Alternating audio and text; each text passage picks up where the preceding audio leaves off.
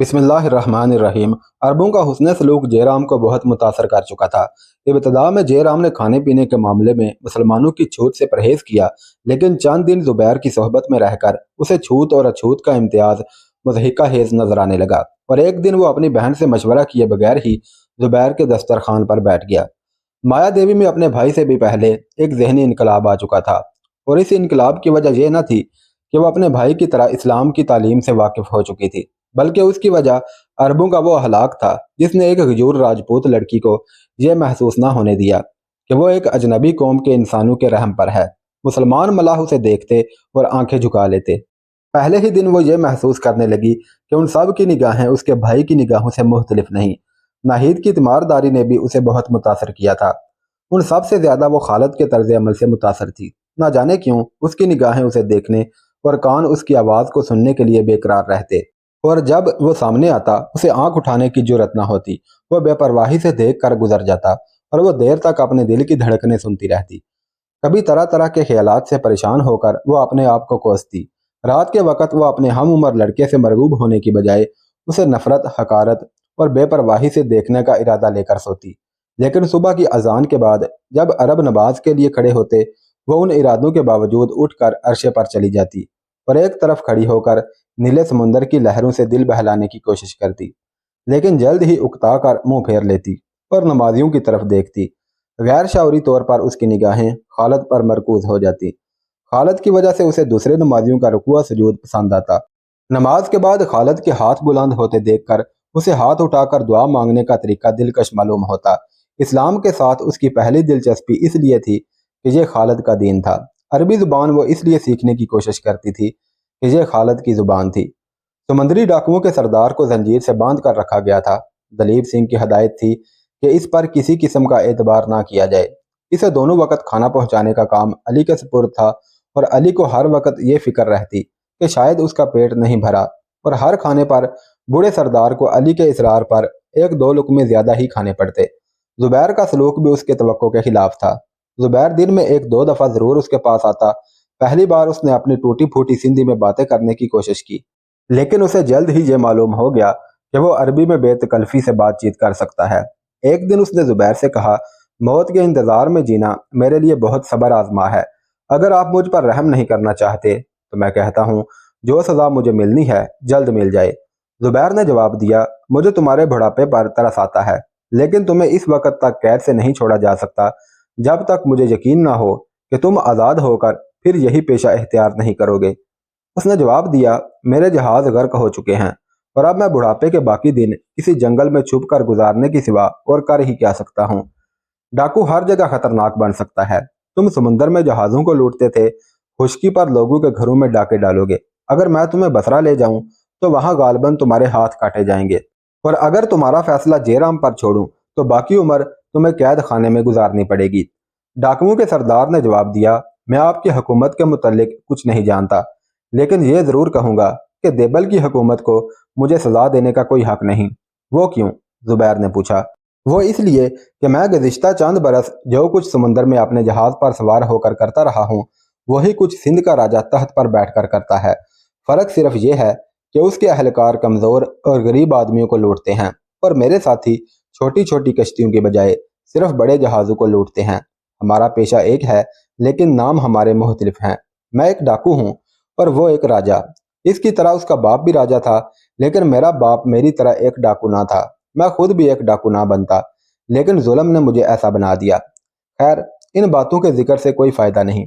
आप गालिब हैं और मैं मगलूब, लेकिन मैं ये जरूर चाहता हूँ कि आप मुझे सिंध की हुकूमत के रहमो करम पर छोड़ने की बजाय खुद जो सजा चाहें दे लें।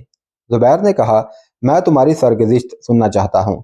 डाकुओं के सरदार ने कदर तामल के बाद मुख्तसर अल्फाज में अपनी सरगुज़िश्त यूं बयान की कि मेरा नाम गंगू है। मैं दरियाए सिंध के किनारे एक छोटे से गांव में पैदा हुआ। अपने बाप की तरह मेरा भी पेशा माहीगिरी था। 20 साल की उम्र में मेरे साथ से वालिदैन का साया उठ गया। हमारे गांव में एक लड़की थी, उसका नाम लाजवंती थी, और वो थी भी लाजवंती।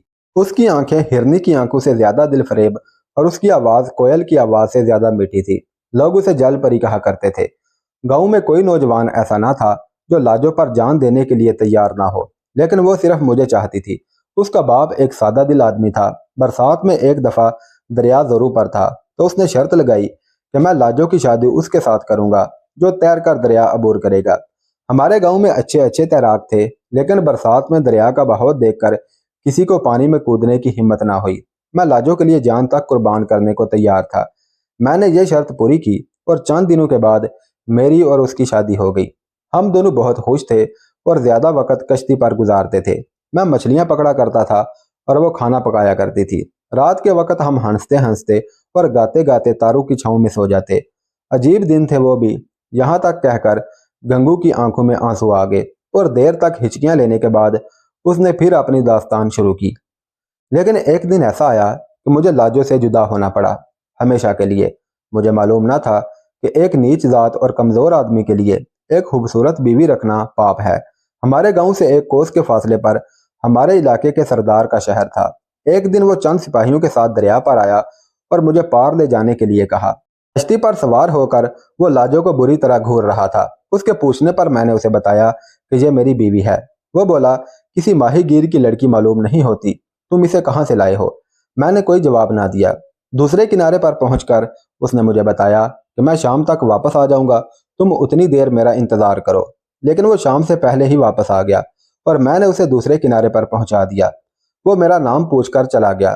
اس کے بعد وہ ہمارے گاؤں کے ماہی گیروں کا شکار دیکھنے کے بہانے کبھی کبھی ہمارے گاؤں میں چلا آتا۔ گاؤں کے لوگ اسے اپنے ساتھ بے تکلفی سے پیش آتا دیکھ کر خوش ہوتے۔ لیکن لاجو نے ایک دن مجھ سے کہا کہ اس کی نیت درست نہیں، وہ میری طرف بہت بری نظروں سے دیکھتا ہے۔ ایک شام لاجو حسب معمول کشتی پر کھانا پکا رہی تھی۔ وہ گھوڑے پر آیا اور مجھ سے کہنے لگا، تمہارے پاس کوئی تازہ شکار ہو تو لاؤ۔ میں نے تھوڑی دیر پیشتر 2 بڑی مچھلیاں پکڑی تھی، وہ میں نے اسے پیش کیں۔ اس نے مجھے مچھلیاں اٹھا کر اپنے ساتھ چلنے کا حکم دیا۔ شہر دور نہ تھا اور میں نے لاجو سے کہا، میں کھانا تیار ہونے تک آ جاؤں گا۔ میں اس کے گھوڑے کے پیچھے چل رہا تھا کہ راستے میں جھاڑیوں کی آڑ سے چند آدمی نمودار ہوئے اور مجھ پر ٹوٹ پڑے۔ میں نے ان کی گرفت سے آزاد ہونے کی جدوجہد کی، لیکن کسی نے میرے سر پر لاٹھی ماری اور میں چکرا کر گر پڑا۔ اس کے بعد جب مجھے ہوش آیا تو میں ایک تاریک کوٹھڑی میں پڑا ہوا تھا۔ 2 دن میں بھوکا اور پیاسا جان کنی کی حالت میں وہاں پڑا رہا۔ تیسرے دن کوٹھڑی کا دروازہ کھلا اور لاجونتی کے ساتھ 3 آدمی، جن میں سے ایک کھانا اور پانی اٹھائے ہوئے تھا اور 2 کے ہاتھوں میں ننگی تلواریں تھی، کوٹھڑی میں داخل ہوئے۔ لاجو کا رنگ زرد تھا اور اس کی آنکھیں دیکھنے سے ایسا معلوم ہوتا تھا کہ آنسوؤں کا تمام ذخیرہ ختم ہو چکا ہے۔ اس پر نگاہ پڑتے ہی بھوک اور پیاس بھول گئی۔ میرا جی چاہتا تھا کہ بھاگ کر اسے لپٹ جاؤں، لیکن میرے ہاتھ پاؤں بندھے ہوئے تھے۔ لاجو نے سپاہیوں کی طرف دیکھا اور وہ تلواروں سے میری رسیاں کاٹ کر باہر نکل گئے۔ میں نے پوچھا، لاجو تم یہاں کیسے پہنچی؟ اور وہ ہونٹ بھینچ کر اپنی چیخوں کو ضبط کرتے ہوئے مجھ سے لپٹ گئی۔ لیکن اچانک اس نے خوفزدہ ہو کر مجھے چھوڑ دیا اور دروازے کی طرف دیکھنے لگی۔ اس نے مجھے بتایا کہ میرے چلے آنے سے تھوڑی دیر بعد چند آدمیوں نے کشتی پر حملہ کیا اور اسے پکڑ کر سردار کے پاس لے آئے۔ اسے میرا حال معلوم نہ تھا اور وہ بےغیرتی کی زندگی پر موت کو ترجیح دینا چاہتی تھی۔ لیکن سردار نے اسے میری قید کا حال بتا کر یہ دھمکی دی کہ تم اگر اس کے محل میں بے حیائی کی زندگی بسر کرنے کے لیے آمادہ نہ ہوئی تو تیرا شوہر اس کوٹھڑی میں بھوکا اور پیاسا ایڑیاں رگڑ رگڑ کر مر جائے گا۔ اب وہ میرے پاس آئی تھی یہ بتانے کے لیے کہ گنگو تم آزاد ہو، تم جاؤ اور یہ سمجھو کہ تمہاری لاجو مر گئی۔ وہ اپنی عصمت سے میری آزادی کا سودا کرنا چاہتی تھی، لیکن میں نے اسے غلط سمجھا۔ میں نے یہ سمجھا کہ وہ ایک غریب ملاح کی کشتی چھوڑ کر محلوں میں رہنا چاہتی ہے۔ میں نے اسے برا بھلا کہا، گالیاں دیں اور ان ظالم ہاتھوں سے چند تھپڑ بھی مارے، لیکن وہ پتھر کی مورتی کی طرح کھڑی یہ سب کچھ برداشت کرتی رہی۔ اس نے صرف یہ کہا، گنگو میں بے عزتی کی زندگی پر موت کو ترجیح دوں گی، لیکن میں یہاں اس لیے آئی ہوں کہ مجھے تمہاری جان اپنی جان سے زیادہ عزیز ہے۔ بھگوان کے لیے تم جاؤ، یہ موقع نہ گنواؤ۔ ممکن ہے کہ تم آزاد ہو کر مجھے اس ظالم کے پنجے سے چھڑانے کی کوئی تدبیر سوچ سکو۔ اس کے آنسوؤں اور آہوں نے میری غلط فہمی دور کر دی۔ میں نے اسے پھر گلے لگا لیا اور اسے وعدہ کیا کہ میں جلد آؤں گا، میں اس محل کی اینٹ سے اینٹ بجا دوں گا۔ قید خانے کا دروازہ پھر کھلا، سپاہیوں کی بجائے وہ ظالم بھیڑیا اندر داخل ہوا۔ اس کے ہاتھ میں ننگی تلوار نہ ہوتی تو میں یقیناً اس پر حملہ کر دیتا۔ اس نے آتے ہی لاجو سے کہا، اب بتاؤ کیا فیصلہ کیا تم نے؟ اس کی زندگی تمہارے ہاتھ میں ہے۔ لاجو نے جواب دیا، اگر میں آپ کی شرط مان لوں تو اس بات کا کیا ثبوت ہے کہ یہ زندہ اور سلامت شہر سے نکل جائیں گے؟ اس نے کہا، میں وعدہ کرتا ہوں۔ لاجو آنسو بہاتی ہوئی اس کے ساتھ چلی گئی اور مجھے 4 سپاہی شہر سے باہر لے آئے۔ ان کے ہاتھوں میں ننگی تلواریں تھیں۔ مجھے سردار کے وعدے پر اعتبار نہ تھا۔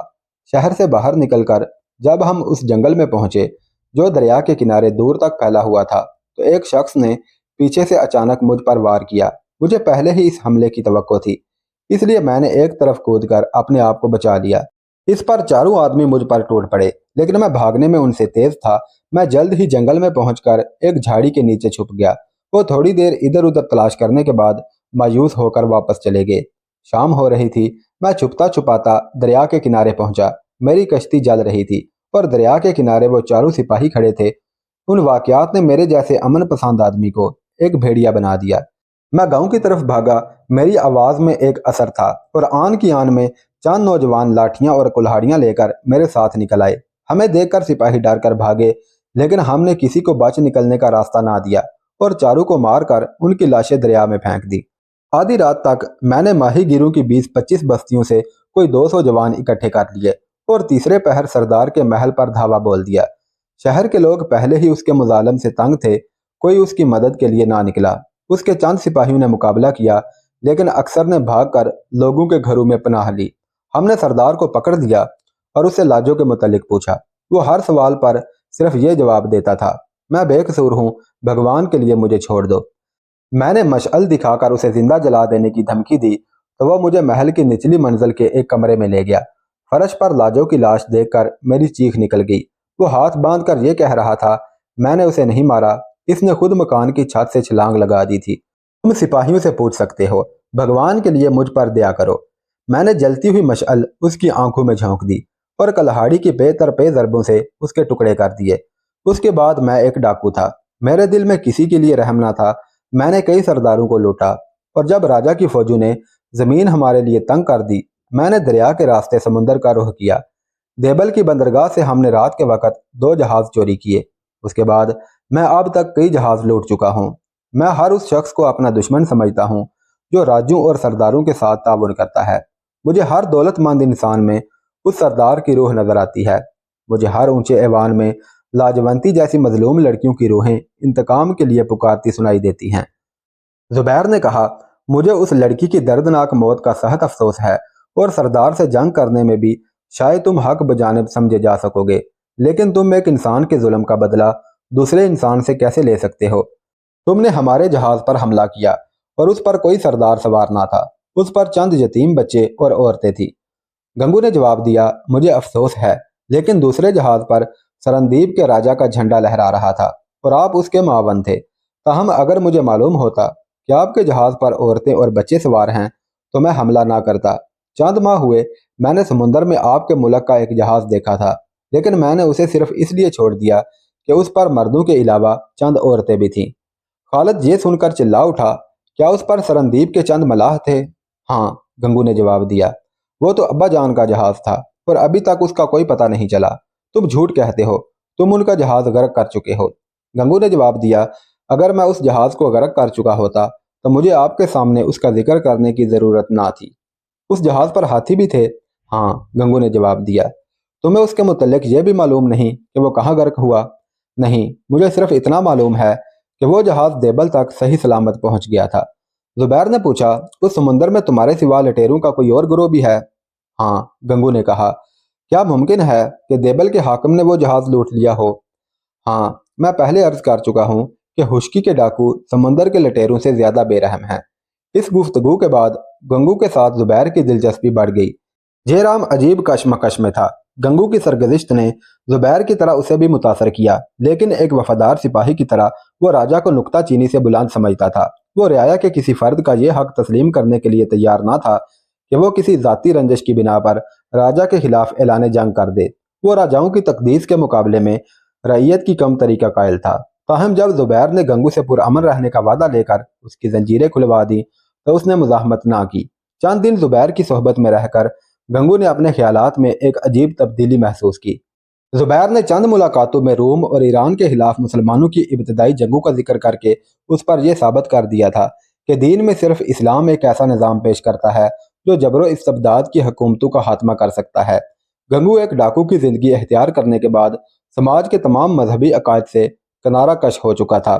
उसके लिए दुनिया एक वसी झील थी जिसमें बड़ी मछलियां छोटी मछलियों को निगलती हैं। वो खुद को एक छोटी मछली समझते हुए हर बड़ी मछली के साथ जंग करने के लिए तैयार था। मुसलमानों के साथ उसकी हमदर्दी की पहली वजह यह थी कि वो रुए ज़मीन की बड़ी मछलियों के खिलाफ बरसरे पेकार थे।